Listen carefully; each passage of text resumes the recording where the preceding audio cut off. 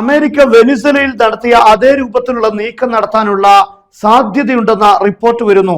ഇറാന്റെ മിസൈൽ സൈറ്റുകളും അതുപോലെ തന്നെ ന്യൂക്ലിയർ ഫെസിലിറ്റികളിലും പ്രത്യേകമായ ഡെൽറ്റ ഫോഴ്സിനെ ഇറക്കാനാണ് തീരുമാനമെന്നാണ് മനസ്സിലാകുന്നത്. പക്ഷെ അങ്ങനെയുള്ള ഒരു നീക്കത്തെക്കുറിച്ച് ഇറാൻ ഇപ്പോൾ മനസ്സിലാക്കിയിട്ടുണ്ട്. അതുകൊണ്ട് തന്നെ ഇപ്പോൾ വരുന്ന റിപ്പോർട്ട് ഇറാന്റെ revolutionary guard has ordered its special force to defend nuclear sites and missile bases following report that US is considering deploying Delta Force to Iran's nuclear facilities. ഇപ്പോൾ IGRC അവർക്കുടെ ഒരു സ്പെഷ്യൽ ഫോഴ്സിനോട് ന്യൂക്ലിയർ സൈറ്റുകൾ defend ചെയ്യാൻ വേണ്ടി ഏൽപ്പിച്ചിരിക്കുകയാണ്. അതുപോലെ തന്നെ missile ബേസുകളെയും. ഇതിന് അടിസ്ഥാനമായ കാരണം ഒരു റിപ്പോർട്ട് ലഭിച്ചതാണ്. അമേരിക്ക ഡെൽറ്റ ഫോഴ്സിന് ഇത്തരം കേന്ദ്രങ്ങളിൽ വിന്യസിക്കാൻ തീരുമാനിക്കുന്നു എന്ന വിവരം ലഭിച്ച അടിസ്ഥാനത്തിലാണ് ഇങ്ങനെ ചില സ്പെഷ്യൽ ഫോഴ്സിന് ഇങ്ങനെയുള്ള സ്പെഷ്യൽ ഫോഴ്സിന് ഇറാന്റെ റവല്യൂഷണറി ഗാർഡ് ഇത്തരം സൈറ്റുകളിൽ വിന്യസിച്ചിരിക്കുന്നത്. യഥാർത്ഥത്തിൽ വെനിസ്വേലയിൽ അമേരിക്ക ഉപയോഗിച്ചത് സോണിക് വെപ്പൺസ് ആണ്. ഇതുവരെ ആരും കണ്ടെത്താത്ത ശബ്ദ തരംഗങ്ങൾ ഉപയോഗിച്ചുകൊണ്ടുള്ള ആക്രമണമാണ് പെട്ടെന്ന് നടത്തിയത്.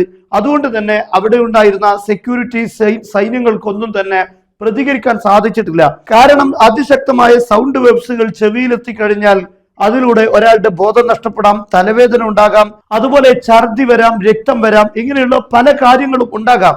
അതോടുകൂടെ അവർക്ക് പ്രതികരിക്കാൻ കഴിയില്ല. മാത്രമല്ല അവർ തന്നെ എവിടെയോ എത്തിയ ഒരു പ്രതീതിയായിരിക്കും ആ വ്യക്തികൾക്ക് ഉണ്ടാവുക. എന്നാൽ അത്തരത്തിലുള്ള ഒരു വെപ്പണാണ് വെനിസ്വേലയിൽ പരീക്ഷിച്ചത് എന്നാണ് ട്രംപ് തന്നെ പറയുന്നത്. അത് തന്നെയാണ് വെനിസ്വേലയിൽ നിന്നുള്ള റിപ്പോർട്ടുകളും സൂചിപ്പിക്കുന്നത്. എന്നാൽ സമാനമായൊരു നീക്കം ഉണ്ടാകാനുള്ള സാധ്യത ഇറാനിലും ഉണ്ട് എന്നാണ് കണക്കാക്കപ്പെടുന്നത്. അതുകൊണ്ടാണ് ഇത്തരത്തിലുള്ള ഒരു സ്പെഷ്യൽ ഫോഴ്സിനെ ഇപ്പോൾ ഇറാൻ വിന്യസിച്ചിരിക്കുന്നത്. ഈ ഒരു ചിത്രം കണ്ടാൽ നിങ്ങൾക്ക് ബോധ്യപ്പെടും. ഇവരുടെ മുഖമെല്ലാം കൃത്യമായി മറച്ചിട്ടുണ്ട് എന്നതിലപ്പുറം അവരുടെ ചെവിയുടെ ഭാഗങ്ങളിലെല്ലാം പ്രത്യേകമായ സജ്ജീകരണം ഏർപ്പെടുത്തിയിട്ടുണ്ട്. കാരണം സോണിക് വെപ്പൺസുകളിൽ നിന്ന് രക്ഷപ്പെടാൻ ശബ്ദങ്ങൾ ഏൽക്കാത്ത ഭാഗത്തേക്ക് നീങ്ങുക. പക്ഷേ അങ്ങനെ മാറിപ്പോയാൽ പിന്നെ പ്രതികരിക്കാൻ കഴിയില്ലല്ലോ. അതുകൊണ്ട് തന്നെ ഈ ശബ്ദ തരംഗങ്ങളെ മറികടക്കാനാണ് ഇത്തരം ഒരു നീക്കം നടത്തിയത് എന്നാണ് നമുക്ക് ബോധ്യപ്പെടുന്നത്.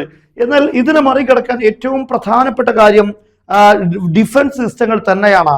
കാരണം ഇത്തരത്തിലുള്ള സൗണ്ട് വേവ്സുകൾ ഉപയോഗിക്കണമെങ്കിൽ ഏതെങ്കിലും വിമാനങ്ങൾ അല്ലെങ്കിൽ ഹെലികോപ്റ്ററുകൾ ഇങ്ങനെയുള്ള വലിയ സംവിധാനങ്ങൾ ഉപയോഗിച്ചേ മതിയാകൂ. പക്ഷെ അത്തരത്തിലുള്ള സംവിധാനങ്ങൾ ഹെലികോപ്റ്ററുകളോ അല്ലെങ്കിൽ വിമാനങ്ങളോ ഇറാന്റെ അകത്തേക്ക് കയറി വരേണ്ടതുണ്ട്. വളരെ ദൂര സ്ഥലങ്ങളിൽ നിന്ന് ഈ വെപ്പൺസ് ഉപയോഗിക്കാൻ കഴിയില്ല. കാരണം സൗണ്ട് വെബ്സുകൾക്ക് ഒരു ലിമിറ്റ് ഉണ്ട്, അതിനപ്പുറം അതിന് സഞ്ചരിക്കാൻ കഴിയില്ല. ദൂരത്തേക്ക് കൂടുതൽ ദൂരം സഞ്ചരിക്കുമ്പോൾ അതിന്റെ ശക്തി കുറഞ്ഞു വരികയും ചെയ്യും. അതുകൊണ്ട് തന്നെ വളരെ അടുത്ത ഡിസ്റ്റൻസിൽ നിന്നാണ് ഇത്തരത്തിലുള്ള വെപ്പൺസുകൾ ഉപയോഗിക്കാൻ സാധിക്കുക. അതുകൊണ്ട് തന്നെ ഏതൊരു ലക്ഷ്യത്തെയാണോ ആക്രമിക്കുന്നതെങ്കിൽ ആ രാഷ്ട്രത്തിന്റെ ഉള്ളിലേക്ക് കയറി വരണം. അങ്ങനെ കയറി വരുമ്പോൾ റഡാറുകൾ കണ്ടെത്താതിരിക്കാൻ റഡാർ സിഗ്നലുകളെ ജാം ചെയ്യുന്ന ഇലക്ട്രോണിക് സൈബർ അറ്റാക്കുകൾ വേറെ നടക്കേണ്ടതുണ്ട്. എന്നാൽ ഇതിനെയെല്ലാം മറികടന്ന് വേണം ഇത്തരത്തിലുള്ള ഒരു സോണിക് വെപ്പൺ അമേരിക്കക്ക് ഉപയോഗിക്കണമെങ്കിൽ. യഥാർത്ഥത്തിൽ വെനിസ്വേലയിലുള്ള ആക്രമണം അമേരിക്കയുടെ ഈ വെപ്പൺസ് പരീക്ഷിക്കുകയും അത് ഇറാനിൽ പയറ്റുകയും ചെയ്യാൻ വേണ്ടി ആയിരുന്നോ എന്ന് പോലും ഒരുപക്ഷെ നമ്മൾ സംശയിക്കേണ്ടിയിരിക്കുകയാണ്. ഇത്തരത്തിലുള്ള ഒരു വെപ്പൺസ് ഉപയോഗിച്ച് അത് പ്രാക്ടിക്കലായി വിജയിപ്പിച്ചെടുക്കുക, അതിലെ പോരായ്മകൾ നികത്തുക, അതിനുശേഷം ഇറാനിൽ ഇത്തരത്തിലുള്ള ഒരു സ്ട്രൈക്ക് അപ്ലൈ ചെയ്യുക എന്നതാണോ അമേരിക്ക വെനിസ്വേലയെ ആക്രമിച്ചതിലൂടെ പോലും ഉണ്ടാക്കിയെടുത്തത് എന്ന് നമുക്ക് പറയാൻ കഴിയില്ല. എന്തായാലും അത്തരത്തിലുള്ള ഒരു ആക്രമണ ഭീഷണിയാണ് ഇപ്പോൾ ഇറാന് മുന്നിലുള്ളത്. അതിനെതിരെയുള്ള പ്രതികരണത്തിനാണ് ഇറാൻ ഇപ്പോൾ തയ്യാറാകുന്നത്. ആ കാര്യങ്ങൾ ഇറാന് മുൻകൂട്ടി മനസ്സിലാക്കാൻ സാധിച്ചത് കൊണ്ട് ശബ്ദ തരംഗങ്ങളെ മറികടക്കാനുള്ള സംവിധാനങ്ങൾ അല്ലെങ്കിൽ അത്തരത്തിലുള്ള ആയുധം ഉപയോഗിക്കാനായി കടന്നു വരുന്ന ഈ വിമാനങ്ങളെയും ഹെലികോപ്റ്ററുകളെയും തകർക്കുക, അത്തരത്തിലുള്ള നീക്കങ്ങളെല്ലാം ഇറാൻ ശക്തമാക്കിയിട്ടുണ്ട് എന്ന് തന്നെയാണ് ഇറാന്റെ റിപ്പോർട്ടുകളിൽ നിന്ന് കാണാൻ സാധിക്കുന്നത്.